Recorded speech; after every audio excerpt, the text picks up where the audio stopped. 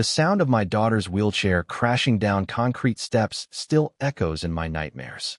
6-year-old Emma's terrified scream cut through that peaceful morning, sharper than any alarm clock, and at the top of the ramp stood Karen, our HOA president, local dictator, a woman so obsessed with control that she honestly believed her word outweighed the law itself. What Karen didn't know was this. She'd just picked a fight with the wrong dad, the kind of man who could make her whole world vanish with one phone call. But before we get to that moment, let me take you back, because this mess started way before the ramp, before the rage, and long before I learned what this neighborhood was really about. My name's Michael Brennan. 3 months before all hell broke loose, I moved to Willowbrook Estates, hoping to give my daughter Emma the kind of safe, tree-lined childhood every kid deserves. Emma's got spina bifida. She's been in a wheelchair since she was 4, but her spirit? Unbreakable. She greets every morning like it's a new adventure, races her chair down the hallway, and insists on feeding Buddy, our golden retriever, before I've even had my coffee. From the outside, we looked like any other new family, and to the neighbors, I was just another single dad working remote. What they didn't know? My day job meant making calls that affected national security, not just sales quotas. Willowbrook promised family values and friendly neighbors, but what the brochures didn't mention was Karen Whitfield, the iron-fisted HOA president, queen of Maple Street. Karen moved here after losing custody of her own kids, a loss that twisted something inside her.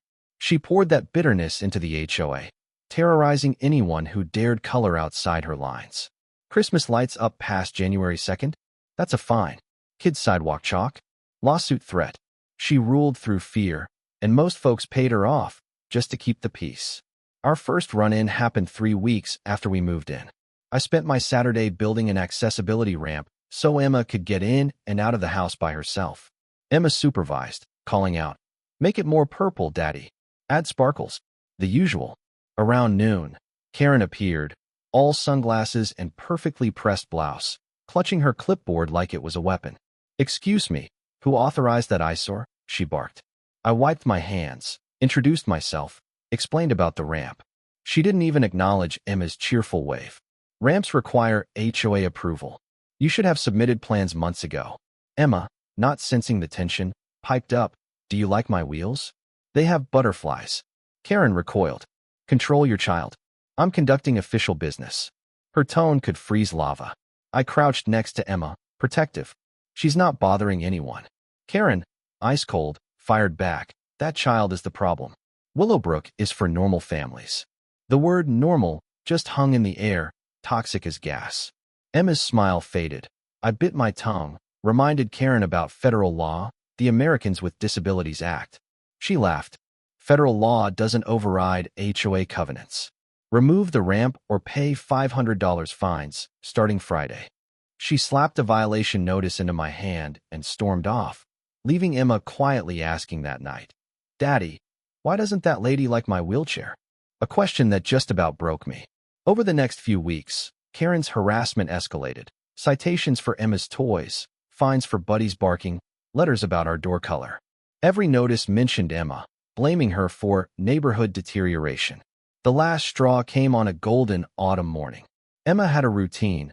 She'd wheel down the ramp to fetch the paper, proud as could be. Buddy at her side, purple sweater, glittery hair clips. She called, "Look, Daddy, I'm getting faster." I barely glanced up from my phone when Karen exploded from behind a hedge. "You? I told your father to remove this monstrosity weeks ago," she shouted. Emma, startled, tried to explain, "I'm just getting the newspaper for Daddy." Karen snapped, "Don't you dare speak to me. You're trespassing." Though our sidewalk was public property, I started running, but Karen was quicker. She blocked Emma's chair, sneering, "Your father thinks he can ignore my authority. I'll show him what happens when people break the rules." Emma's eyes went wide.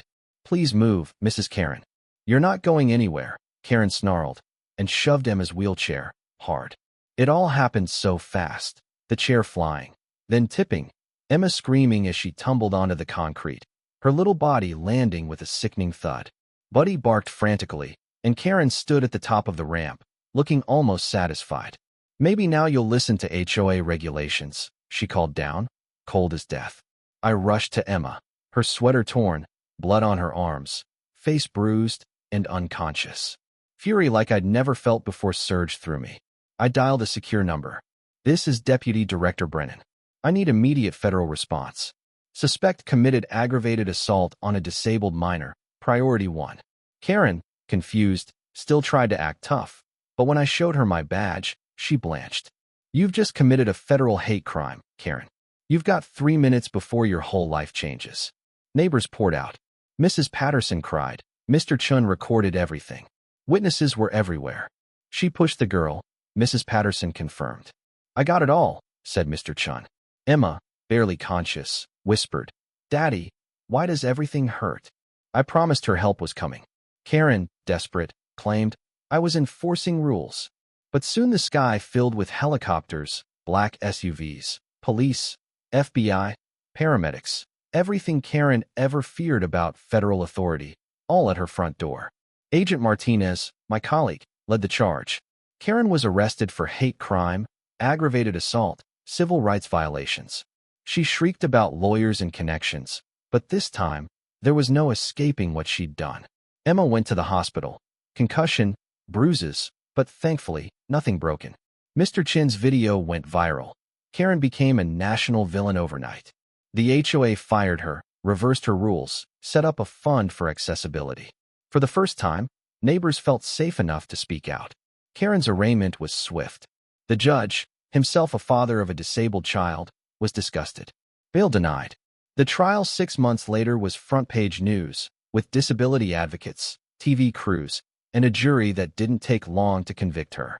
But it was Emma who stole the show, testifying remotely in her purple dress, explaining simply, "Mrs. Karen pushed my chair. It scared me a lot. I forgive you, Mrs. Karen. I hope you learn not to be scared of different people anymore." Karen broke down, sobbing, real remorse at last. At sentencing, I asked the judge to let Emma's voice be heard. Instead of a 15-year prison term, Emma wanted Karen to serve time working with disabled kids, hoping understanding could change her. The judge, moved, crafted a unique sentence: 2 years in prison, 5 years community service, mandatory therapy, restitution to disability foundations, and a permanent ban on holding authority over others. Karen's transformation began in prison, sharing a cell with Maria, a teacher who'd worked with special needs kids. Through Maria, Karen began to confront her own pain, and slowly, empathy took root.